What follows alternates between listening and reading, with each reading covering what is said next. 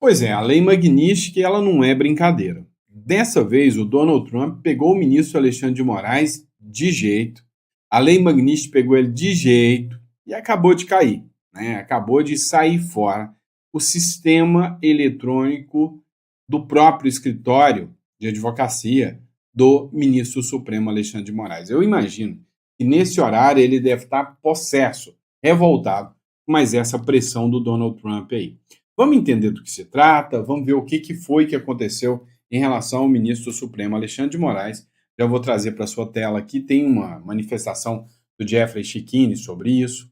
A gente vai falar também, né, da possibilidade do Bolsonaro topar agora, não mais a anistia geral ampla e restrita, mas a redução das penas, de forma que ele topa ficar algum tempo em prisão domiciliar para não ser indicado para Papuda. No último editorial, a gente falou justamente sobre isso aí, sobre a questão do Papuda, tá? Vamos falar também sobre uma traição que deixou os petistas revoltados, né? O petista, o Jacques Wagner, que eu acho coerente alguns posicionamentos dele quando ele está contra o próprio PT, tá?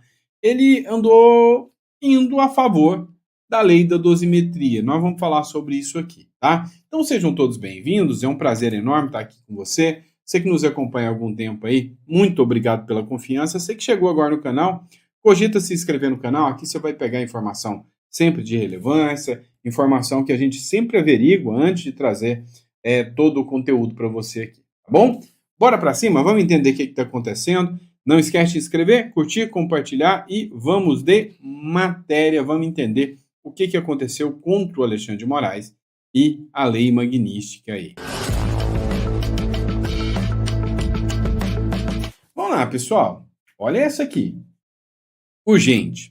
Site do casal Magnitsky derrubado. É o efeito Magnitsky? Essa publicação foi feita pelo Marco Antônio Costa, né, que é o Superman aí. O Jeffrey Schickini também fez uma análise. E sim, o site do escritório de advocacia do ministro do Supremo Alexandre de Moraes, assim como também do escritório de advocacia, né, que é com a Viviane Barsi, a esposa dele, caíram. Dá uma olhada aqui, o Jeffrey Schickini falando sobre isso. Eita, olha só isso daí, gente. O site do escritório da esposa do Moraes saiu do ar.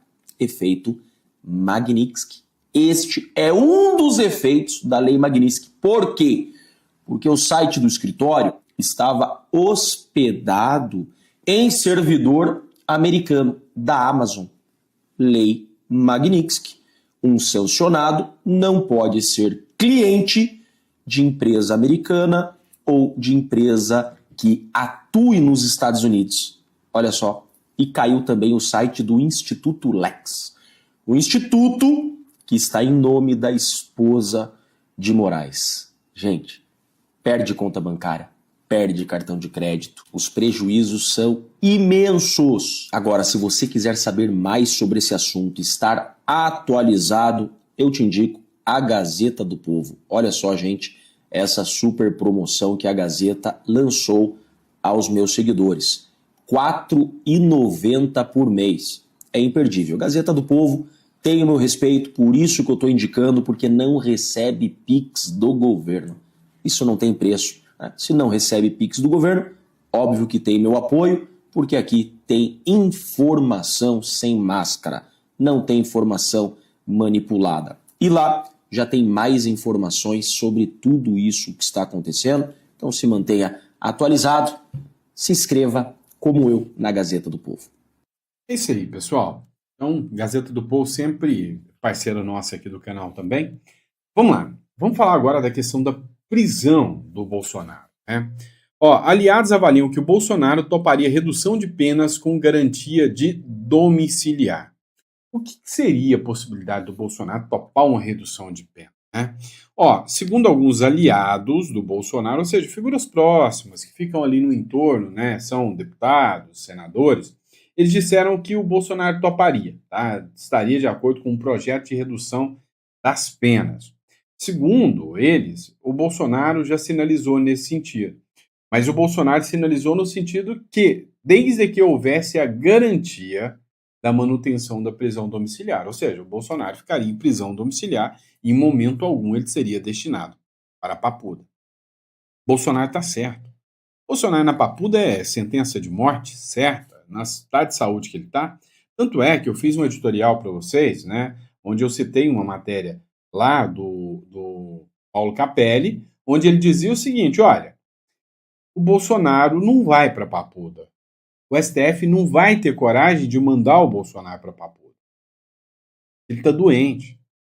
E se o Bolsonaro morre na Papuda por causa do STF, primeiro é que ele vira Marte. Segunda, que não se sabe a reação do povo, né? Ó, esses aliados do Bolsonaro dizem que o ex-presidente está fragilizado e quer evitar ao máximo a ida para um regime fechado dentro do presídio. O Bolsonaro sabe que ele já não tem mais aquele tempo de vida graças a um presentinho que a esquerda deu para ele bem no bucho do Bolsonaro, né? Ou seja, são radicais.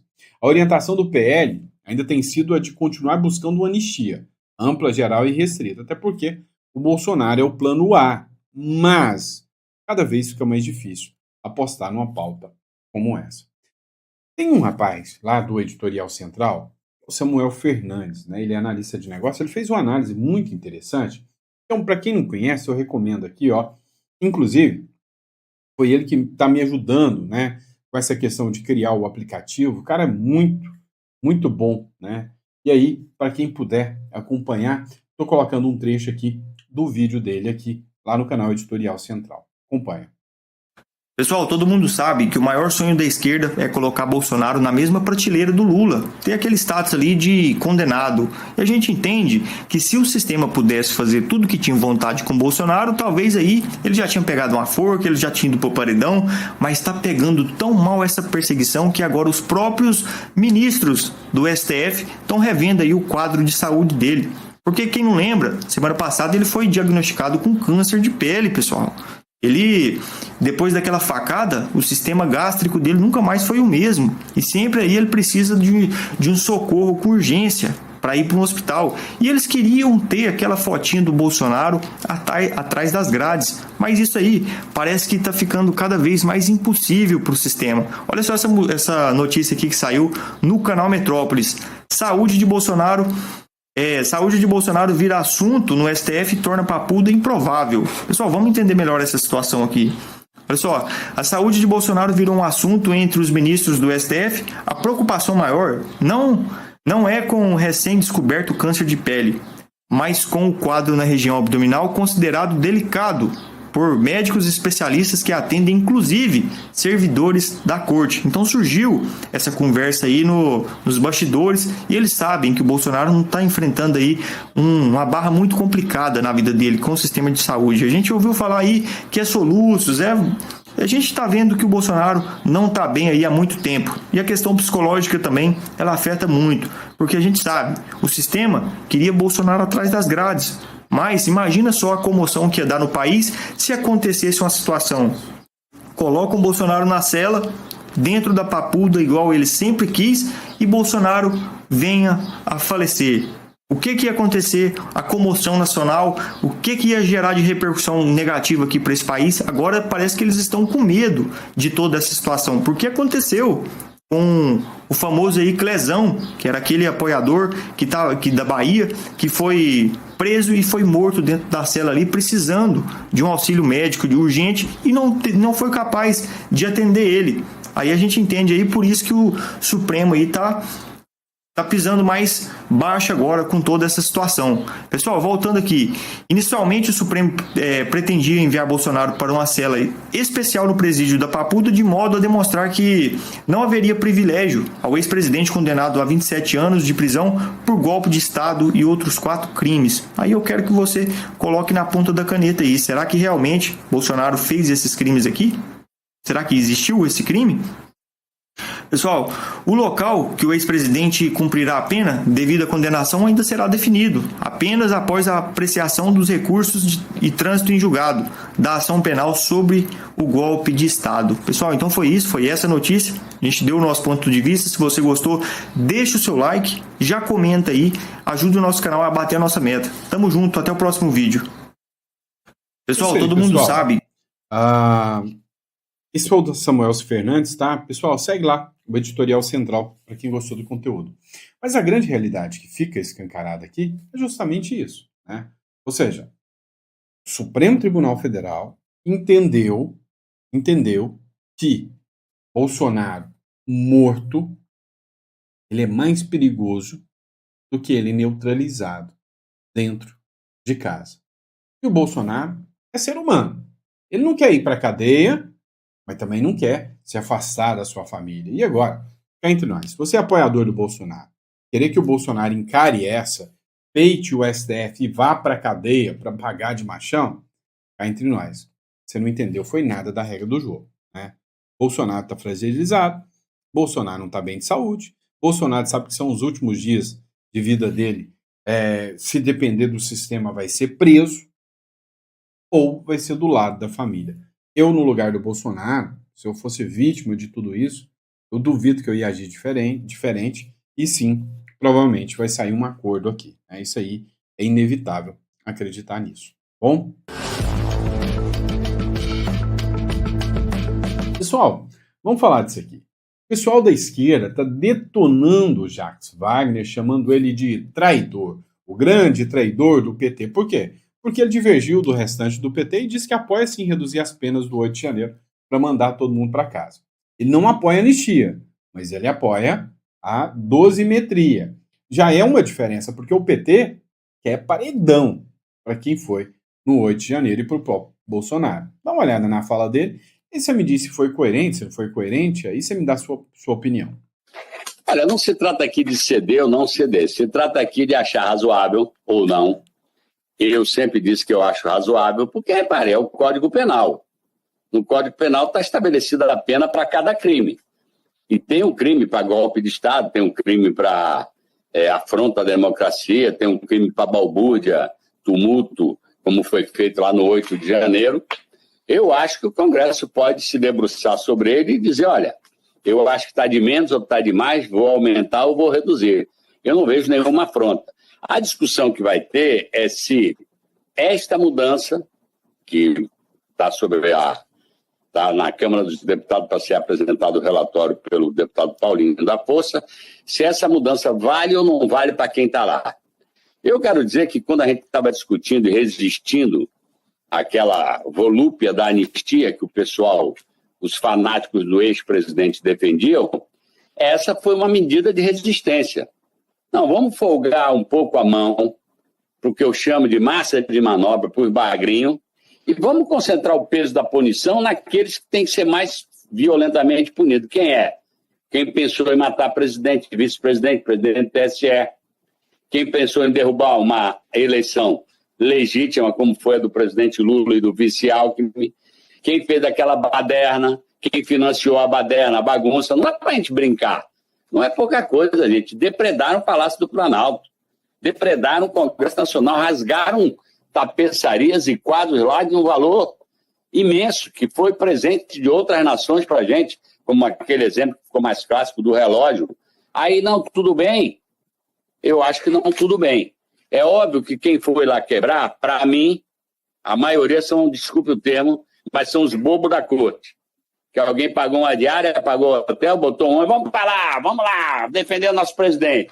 Essa moçada ficou na arquibancada. Não foi com os caras lá embaixo quebrar. E depois ainda teve um que disse, não, quem quebrou tem que ser punido. Quem não quebrou, não. Eu disse, epa, cara, pálida, você estimula todo mundo a ir quebrar. Os caras vão lá e quebram. Aí você diz que eles é que tem que pagar? Não. Eles têm que pagar também. Vem cá, você entendeu que ele acabou de dizer aqui que algumas pessoas foram só levadas aí, não tinha interesse em fazer nada, não tinha o dolo, e que mesmo assim tem que pagar, tem que ser condenadas?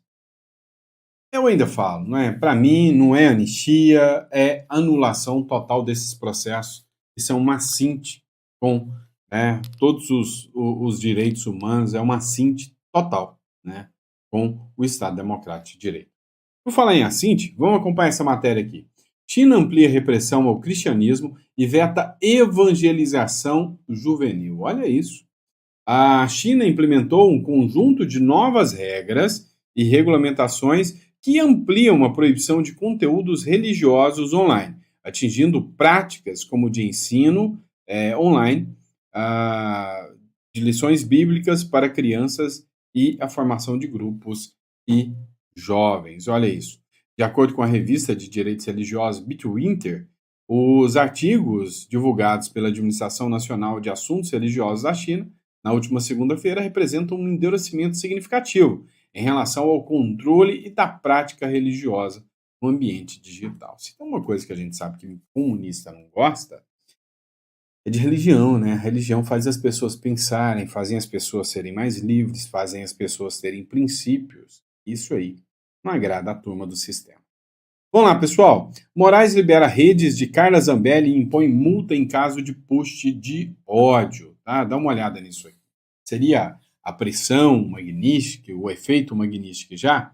A Carla, que está presa na Itália, já tem quase um mês, né, se eu não me engano, o Moraes, ele determinou a revogação do bloqueio de perfis e canais das contas da Zambelli, que tinham sido bloqueados, né? Assim como de várias outras pessoas no Brasil tiveram aí bloqueios, o que para mim é uma cinte, é um disparate, né? O que tem a ver tirar a liberdade da pessoa se manifestar. Se a pessoa se manifestou e cometeu crime, ela vai pagar por aquele crime. A pessoa, né, jamais pode ser considerada um ser, né, proibido dos seus direitos e garantias fundamentais, pelo amor de Deus, né? Então, a pessoa não pode ser retirada dos seus direitos e garantias fundamentais. Então, tá bom. Usar redes sociais é um direito que todo mundo tem? Sim. A pessoa cometeu um crime na rede social, ela tem que responder por aquele crime, mas o direito dela de usar não pode ser. E se ela usa aquilo para o trabalho dela? Então é um absurdo. Segundo Moraes, no atual momento processual, não há necessidade de manutenção dos bloqueios determinados nas redes sociais, devendo somente ser excluídas postagens ilícitas que deram causa à decisão judicial. Inclusive, teve a condenação aqui. Na condenação, o Alexandre de Moraes falou que discursos de ódio não podem continuar. E aí, uma multa, né, que ele implementou ali de R$20 mil por cada post de ódio que a Carla Zambelli fizer. Publicação do Sóstenes Cavalcante em relação à CPI do INSS. Agora, a Gleisi Hoffmann entra na mira como suspeita do escândalo do INSS, é o que publicou o Sóstenes Cavalcante, é o texto do Sóstenes Cavalcante. O Rogério Marinho, ele deu uma fala aqui contundente em relação a desde quando esses descontos vêm acontecendo. Dá uma olhada. Polícia Federal conclui inquérito que investiga Gleisi e Paulo Bernardo e envia relatório ao Supremo Tribunal Federal. Olha que surpresa, quem são esses personagens? Procurador-geral. Não foi Lula, não. Lula estava dormindo em berço esplêndido. E só para lembrar aos desavisados, que não sabem que existia fraude do INSS, 1991, mas vamos para cá, 2009 e 2010. Descontos irregulares aumentam. Descontos irregulares, senhores. Olha que surpresa. Quem era o presidente naquela época?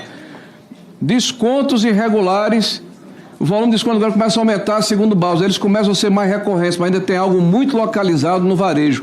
Começa, sabe quando? 2009, 2010.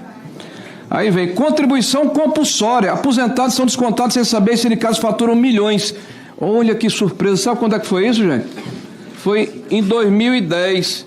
E o ministro Carlos Gabas, na época, sede da Confederação Brasileira dos Aposentados, na última quarta-feira, ficou decidido que o interessado que está sendo lesado, roubado, precisa ir ao sindicato ou associação e pedir o cancelamento. 2010. Quem era o presidente na época? Não sei. As pessoas vão entender o que eu estou falando. Idosa descobriu que teve desconto devido do INSS por 30 anos após escândalo de fraude. Acabei de dizer que faz desde 1994.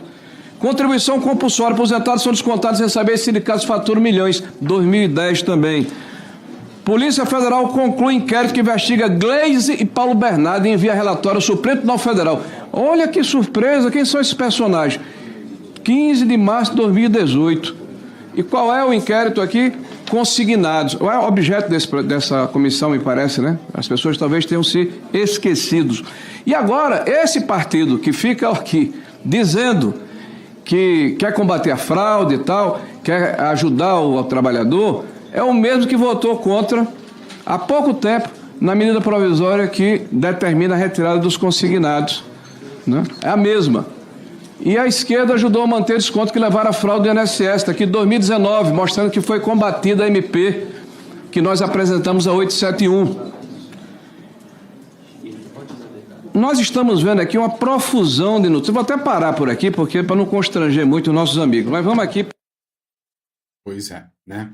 Ou seja, é um caso que já vinha acontecendo há muito tempo e vem ganhando novas repercussões. Por exemplo, esse advogado aqui, o Nelson Williams, ele é muito conhecido até pela ostentação. Muita gente apelida ele de advogado ostentação, né? Ele tem um carro que só o carro dele é avaliado em 11 milhões e meio, né, de reais. A CPMI do INSS pediu a prisão preventiva e a quebra do sigilo de Nelson Williams. O advogado Nelson Williams, um dos alvos da operação da PF em apuração aos desvios irregulares de aposentados e pensionistas do INSS, teve pedido de prisão preventiva aprovado pela CPMI nesta quinta-feira. Além da penalidade, deputados e senadores que fazem parte do grupo de investigação também pediram pela quebra de sigilo do advogado em duas fases, entre janeiro de 2019 e dezembro de 2024 e setembro de 2020 e setembro de 2025. Né? O Nelson Williams, que é super conhecido no mundo jurídico, famosíssimo no mundo jurídico, né? Sempre apresentou uma reputação muito séria, né? Espero, né, que a verdade venha à tona, né? E aí, né, não estou aqui para julgar ninguém. Vamos lá. Reprovação da Câmara chega a 70% enquanto o STF ganha fôlego após condenar Bolsonaro. Você acredita nessa aqui? E a reputação do STF está melhorando, está ficando melhor a reputação do STF, enquanto a da Câmara está caindo porque condenou o Bolsonaro. A mais recente pesquisa Pulso Brasil, alguém já ouviu falar em Pulso Brasil? Eu não conheço, nunca vi. PESP, né? Divulgada nesta quinta-feira, revela um cenário de desgaste acentuado do Congresso Nacional frente à opinião pública, enquanto o Supremo Tribunal Federal registra uma recuperação de imagem após o julgamento do ex-presidente Jair Bolsonaro e de aliados pela tentativa do golpe de Estado. Meu amigo. Vamos lá. Essa matéria aqui, esta me assustou um pouquinho, tá? Me assustou um pouquinho. Matéria da Euronews, tá bom?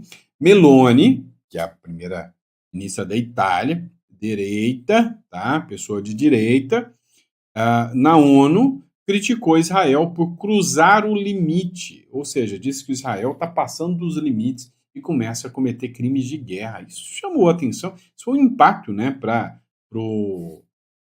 a comunidade internacional, porque geralmente, né, hoje, a maioria cita o direito de Gaza a se defender. Por exemplo, ontem, o presidente do Paraguai, na ONU, ao mencionar, né, fazer o seu discurso, ele falou que o Paraguai dá todo o apoio a Israel, que Israel tem o direito de autodefender-se. E o que Israel está fazendo é autodefesa. A primeira-ministra da Itália, Giorgia Meloni, interviu ante a Assembleia Geral da ONU para pedir uma reforma da organização e comentar a invasão russa da Ucrânia.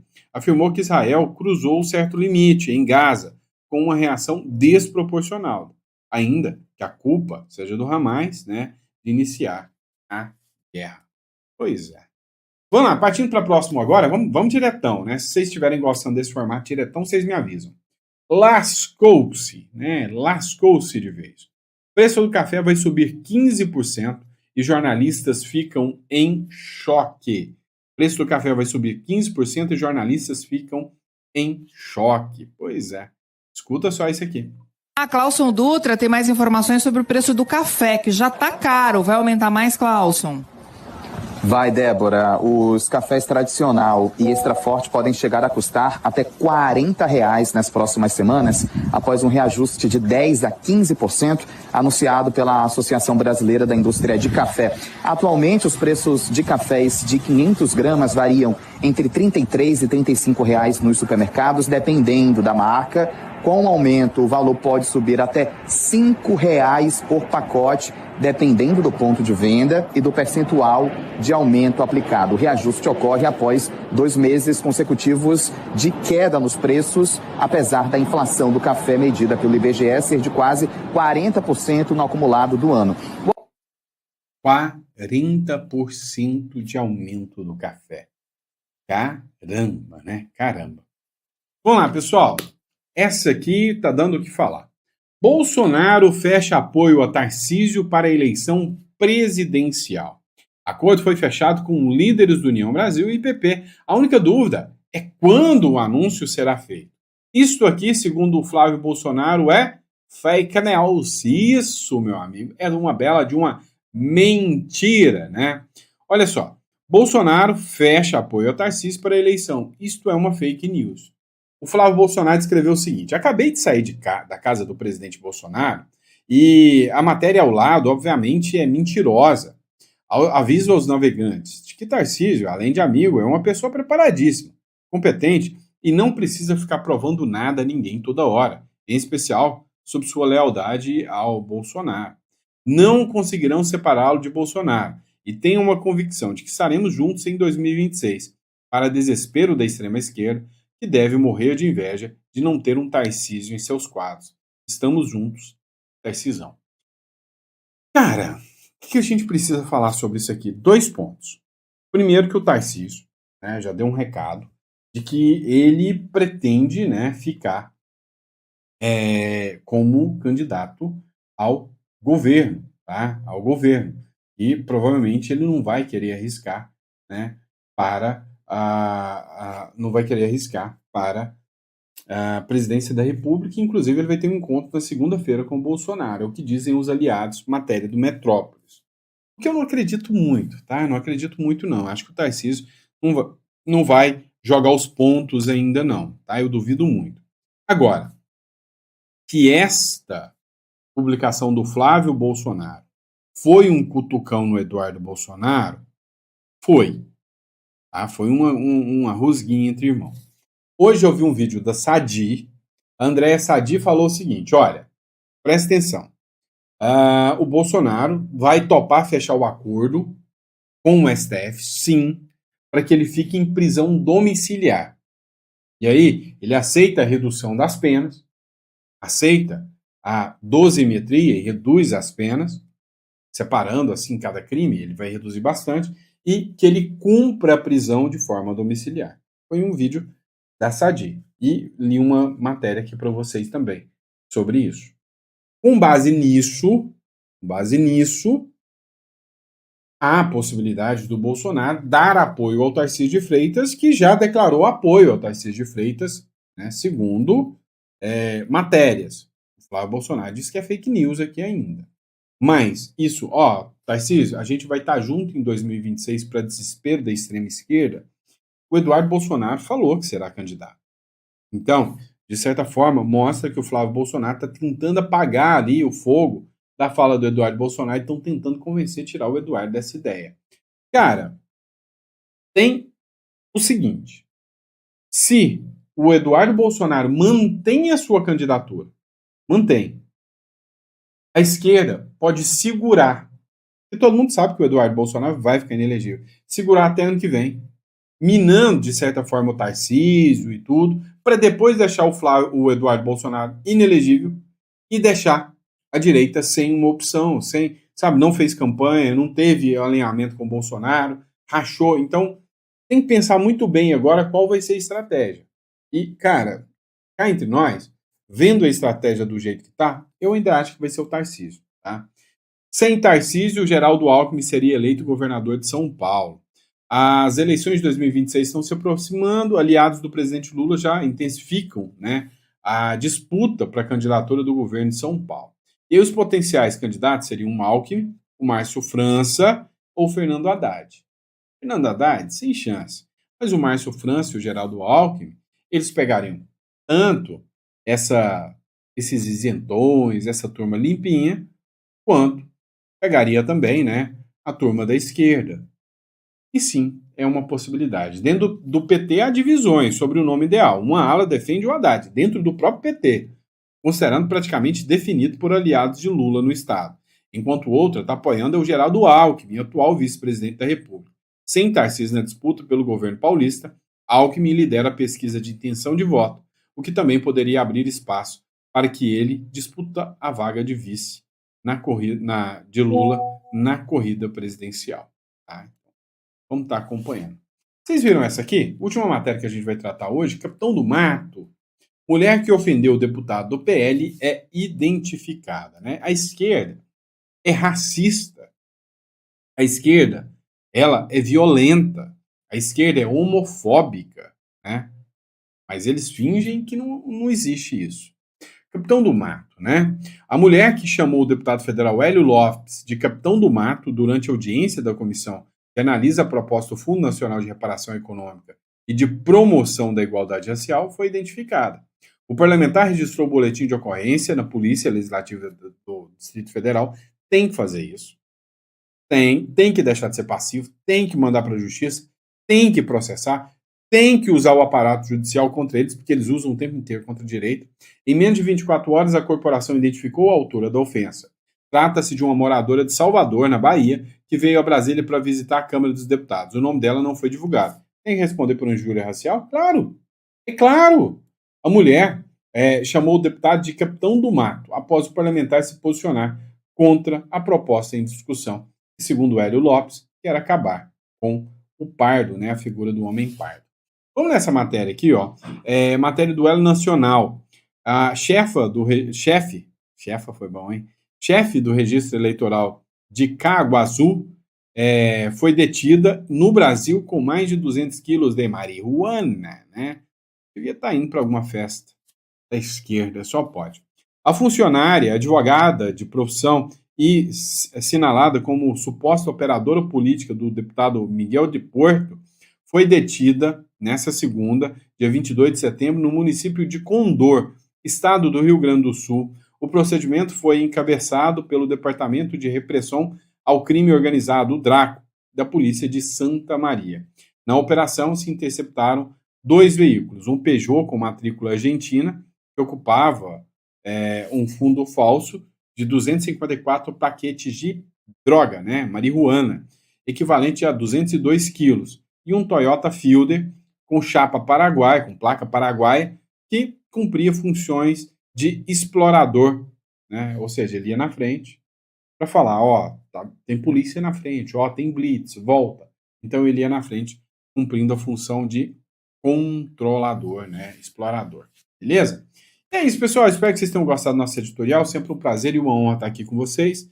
Pessoal, você que busca uma segunda residência, né, uma garantia para ter uma conta em dólares, fugir da jurisdição brasileira, na descrição ou no número aqui você vai falar com uma das nossas especialistas aí. Tá bom? Grande abraço, fica com Deus e até o próximo editorial.